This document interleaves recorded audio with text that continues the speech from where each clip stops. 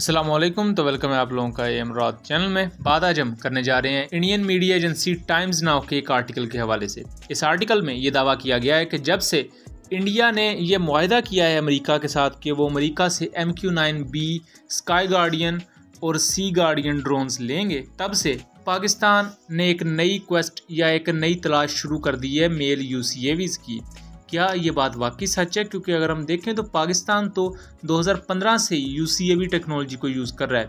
अगर हम इंडिया को देखें तो India unmanned combat aerial vehicles की टेक्नोलॉजी में काफ़ी पीछे रहा है पाकिस्तान से। अगर मौजूदा पाकिस्तान की ड्रोन इन्वेंट्री को देखा जाए तो वो इंडियन ड्रोन इन्वेंट्री से बहुत ही ज़्यादा वर्सटाइल है और बहुत ही ज़्यादा बड़े पैमाने पर मौजूद है। इवन खित्ते में ऑपरेशनली भी 2015 में पाकिस्तान ने अपने बुर्राक UCAVs को वादी तीरा में यूज़ किया था। रिपोर्ट्स के मुताबिक इंडिया 31 MQ-9B ड्रोन्स लेगा, जिनमें से 8 इंडियन एयरफोर्स को दिए जाएंगे, 8 इंडियन आर्मी को दिए जाएंगे और 15 ड्रोन्स इंडियन नेवी लेगी। मैं यहाँ वाजे करता चलूँ कि इससे पहले 2 MQ-9B ड्रोन्स इंडिया यूज़ करता था और वो लीज पर लिए हुए थे, यानी कि उधार लिए हुए थे। सबसे पहला यहाँ झूठ तो ये निकल कर सामने आता है कि पाकिस्तान इस वक्त सर्च कर रहा है एक नए UCAV को, यानी कि अनमैन्ड कॉम्बैट एरियल व्हीकल, एक ऐसा ड्रोन जो कि स्ट्राइक कैपेबिलिटी रखता हो, यानी कि हमला करने की सलाहियत रखता हो। क्या वाकई पाकिस्तान ऐसे किसी ड्रोन की तलाश में है? तो इसका जवाब सिंपली नहीं है। पाकिस्तान के पास इनफ इन्वेंट्री मौजूद है और अगर मौजूदा अकंजे ड्रोन्स को देखा जाए तो अकंजे ड्रोन अपनी स्ट्राइक कैपेबिलिटी के लिहाज से इवन MQ-9 ड्रोन्स को भी पीछे छोड़ देते हैं, क्योंकि जितने स्मार्ट वेपन्स अकंजे ड्रोन, TB2 जैसे ड्रोन और शार्पर का ब्लॉक 2 कैरी करते हैं, उनकी वर्सटिलिटी और उनकी रेंजेस को अगर देखा जाए तो उसके मुकाबले में MQ-9 के हेलफायर मिसाइल काफ़ी ज़्यादा इन्फीरियर आ जाते हैं। इसका सिंपल सा मैं आपको ये बता दूं कि जैसे सोम क्रूज मिसाइल है और पाकिस्तान के पास है Taimur air launch cruise missile, तो ये 290 से 300 किलोमीटर की रेंज देते हैं। लेकिन आप एक बर्क AR-1 या हेलफायर मिसाइल की रेंज कितनी रखेंगे? 10 किलोमीटर मैक्सिमम।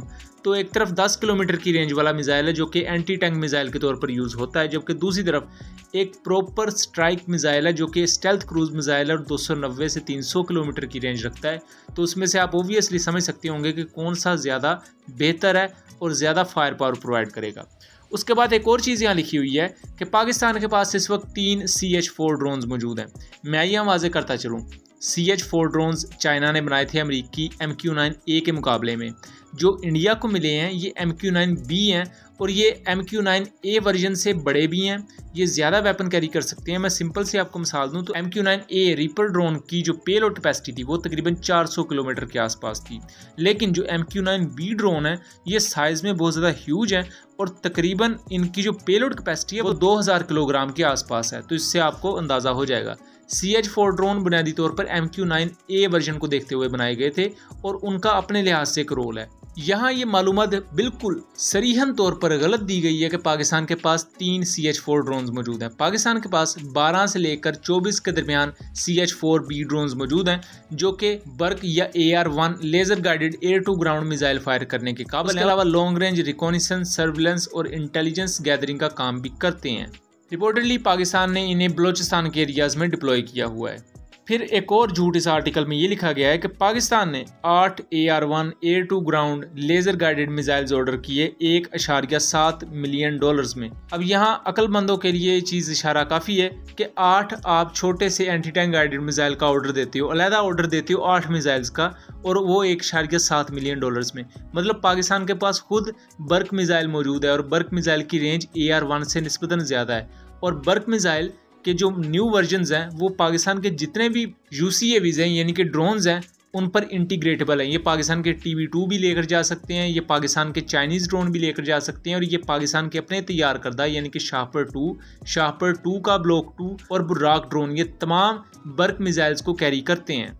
पाकिस्तान शुरू में AR-1 थोड़ी तादाद में यूज़ करता था, लेकिन अब पाकिस्तान ने कोई ऐसा ऑर्डर नहीं दिया और ये छोटे से मिसाइल होते हैं बर्क AR-1 हेलफायर जैसे।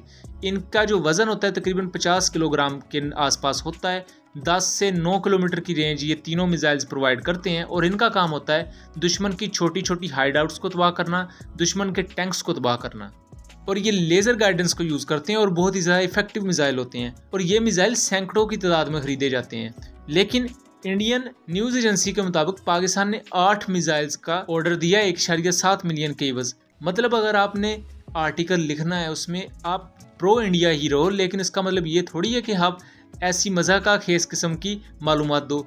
फीस बिल्लाह मुझसे आर्टिकल लिखवा लें, इससे बेहतर मैं लिख दूंगा। बाय द वे यहाँ एक और चीज़ भी मैं वाज़े करता चलूँ कि पाकिस्तान कोई भी नए ड्रोन की तलाश में नहीं है। हमारे पास अकंजे हेल UCAVs हैं, TB2 मेल UCAVs हैं जो कि पाकिस्तान अपने मुल्क में खुद तैयार कर रहा है।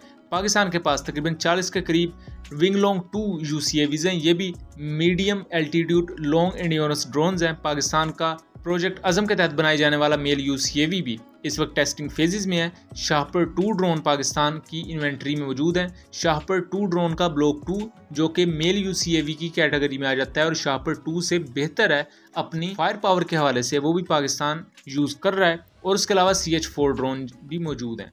और हाँ, बर्क ड्रोन को हम यहाँ भूल गए, बर्क भी पाकिस्तान की इन्वेंट्री में मौजूद है। पाकिस्तान के पास इतनी बड़ी तादाद में UCAVs मौजूद हैं।